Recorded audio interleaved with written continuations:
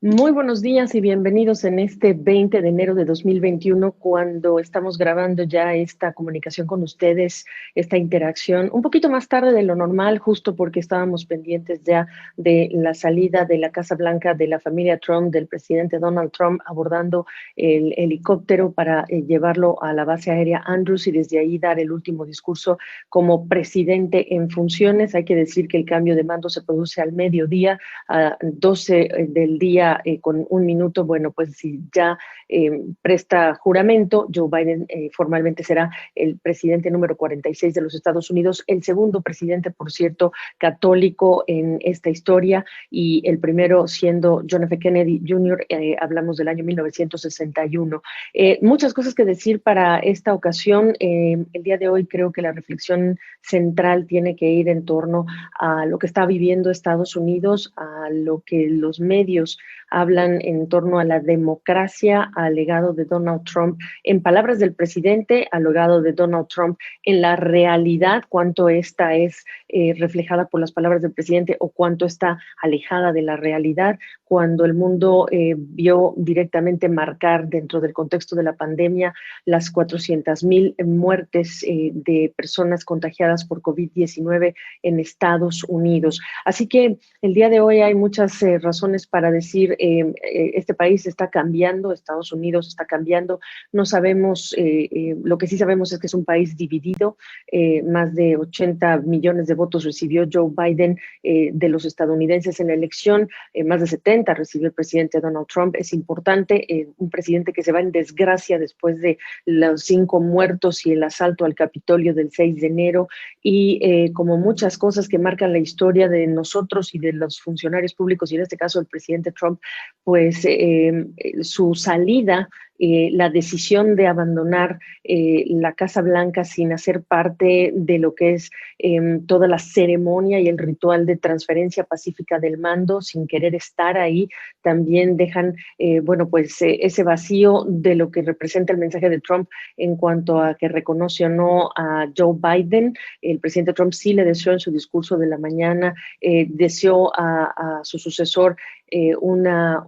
éxito en lo que son los próximos 4 años, que es la presidencia estadounidense que dura 4 años. Y también dijo, en alguna forma vamos a regresar, de alguna forma vamos a regresar, de alguna forma o manera. Así que hay que ver qué sucede en los próximos meses. Pero el día de hoy lo que toca es entender que esta jornada de traspaso de mando de el presidente electo Biden, llegando a la iglesia a esta hora de la mañana,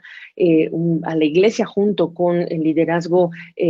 republicano y demócrata del Congreso, es una señal de su intención de mandar estos mensajes de unión, de ser un solo país, incluso cuando pensamos en quienes lo acompañan, no solamente el liderazgo demócrata, pero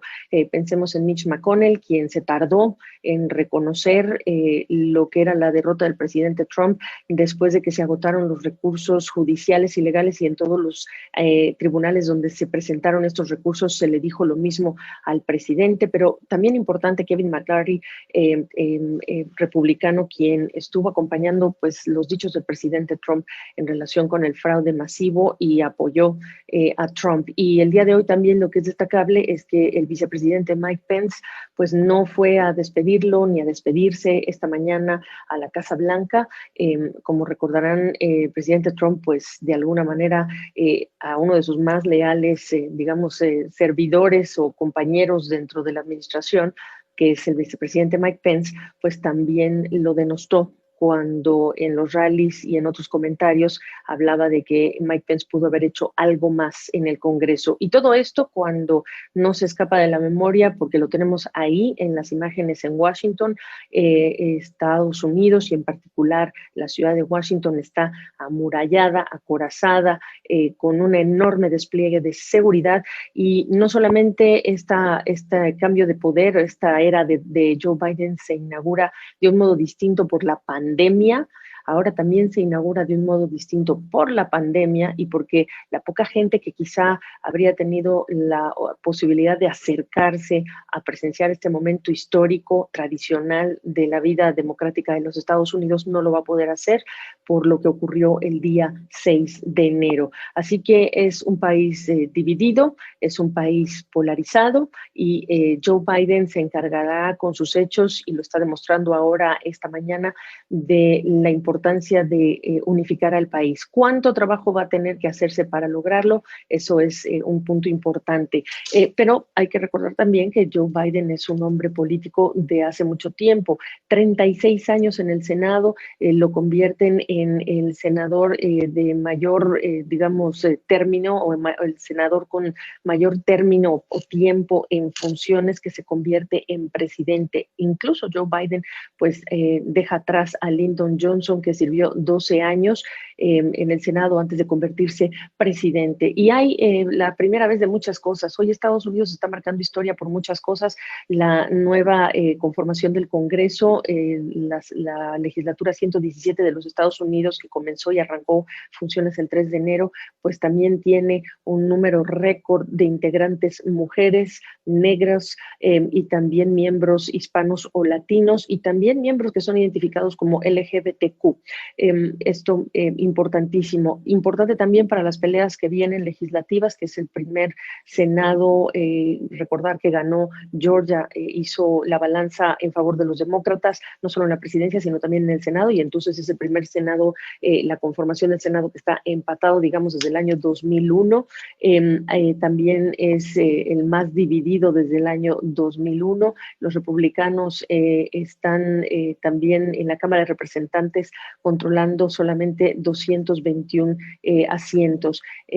Solamente uno de, de estos senadores, hay que recordar que está en la mente de muchos, y es los senadores que también estuvieron acompañando, incluso Ted Cruz, a los dichos del presidente Donald Trump. Así que este Congreso número 117 tiene un número récord de mujeres en la Cámara de Representantes, un número récord de mujeres en la Cámara, perdón, un número récord de mujeres en la Cámara de Representantes y un número récord de mujeres republicanas del Partido Republicano, y 10 de las republicanas que lograron la victoria y dejaron atrás pues a legisladores demócratas son mujeres. Pero va a haber la primera vez de muchas cosas, no solamente por Kamala Harris como vicepresidenta, primera mujer negra y de ascendencia también asiática que llega a la vicepresidencia, pero también otros miembros del gabinete. Janet Yellen, ya se los decía yo, la presidenta de la Reserva Federal, que se convierte también en la primera mujer que tuvo ese cargo, y ahora, si es confirmada, hay que decir, si es confirmada, secretaria del Tesoro de los Estados Unidos, el primer secretario de Defensa negro, el primer también secretario de origen indioamericano, me refiero al secretario del Interior, por supuesto Javier Becerra, el primer latino que lidera el Departamento de Salud y Servicios Humanos, en lo que es el secretario de Transporte, acuérdense, Pete Buttigieg, el primer hombre, mejor dicho, la primera persona que se identifica como LGBTQ dentro del gabinete del presidente Biden, entre muchos, muchos otros. Incluso el representante o la representante comercial estadounidense, ya dejamos atrás el nombre de Robert Lighthizer, ahora hay que hablar de la primera mujer de color como representante comercial estadounidense. Así que será en unas horas, al mediodía, cuando veamos este cambio de mando. Muy importante entender lo que representa este momento para la vida de Estados Unidos. El mundo observa, los países están pendientes, la Unión Europea ya emitió comunicados de que va a ser un gusto tener de regreso a Estados Unidos en el panorama del liderazgo político global, con los eventos geopolíticos que hay que resolver, y esto por supuesto que es parte de lo que tenemos que consignar y considerar en una jornada como la de hoy. Yo les quiero decir que cuando el presidente Trump llegó al poder, se inauguró una era